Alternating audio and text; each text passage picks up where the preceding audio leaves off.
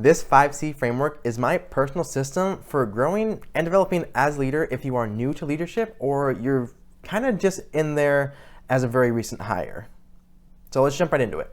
So the first C that I very adamantly am a strong proponent of is communication. So why communication? Well, when I talk about communication, what I'm really referring to is your ability to communicate as an individual to your team and to your team as the individuals that they are. And this means understanding how you best communicate, because all of us communicate in different ways, and then how your team as a whole takes communication and how they as individuals communicate with you. And this is all imperative because, like with any type of relationship, you can actively both be saying the same exact thing, but the problem is it can be misunderstood because it's communicated in a way that doesn't really work for someone. So understand what your communication style is and how to change it and adjust it to really get the most out of your interactions with your team.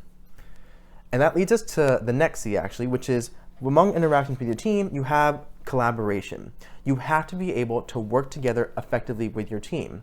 Communicating effectively leads to effective teamwork as well. If you and your peers or your team are actively collaborating and working towards a goal, this comes from being able to actively communicate and say this is what the goal is and work together to achieve these results, because as a whole, working together will give you more results and more change than if you guys were to say take these results or take these goals and try to reach them on your own. And so that leads us then into the third C, which is character.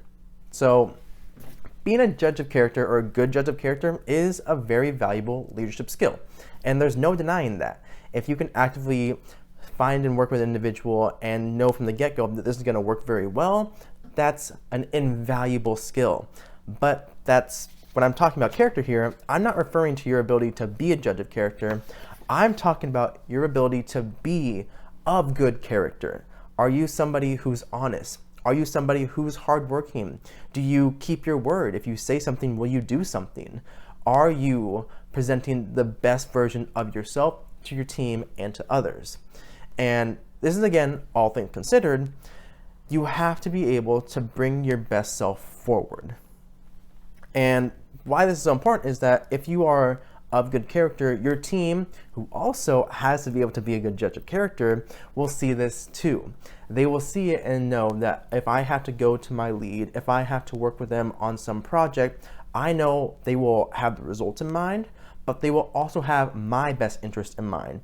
And that is also invaluable. And so then we move on to our fourth C, which is clarity. Now, effective communication leads to clarity. The reason behind that is if you can effectively communicate your message, then there's very little room for misunderstanding or misinterpretations of what you are saying and what you are really driving towards.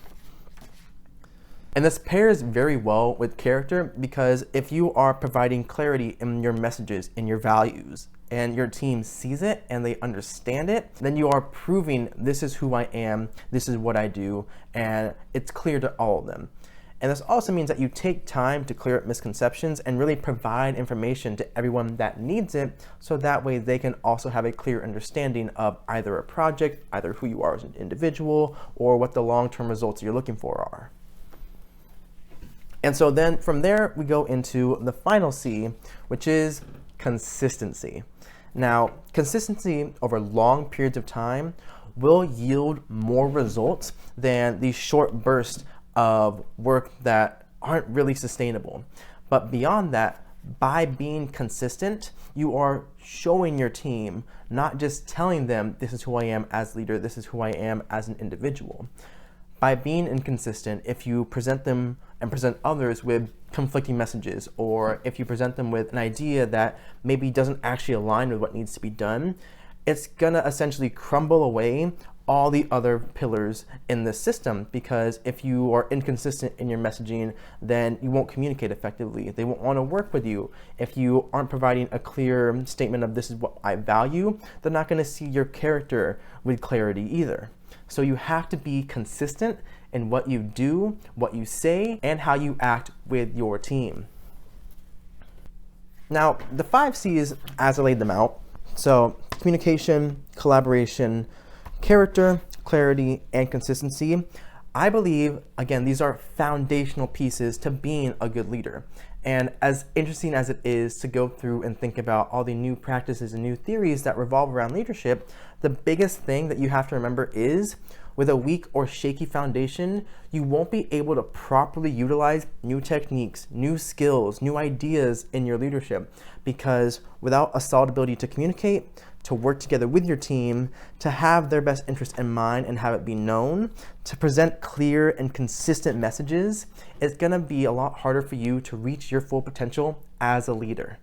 So I say all this as a foundational piece to leadership because one of the first people that you will ever lead is yourself. And following these 5 pillars, these 5 C's from my personal framework will help you develop not only as a leader, but will also push you to have a greater self-understanding and along your journey of personal development.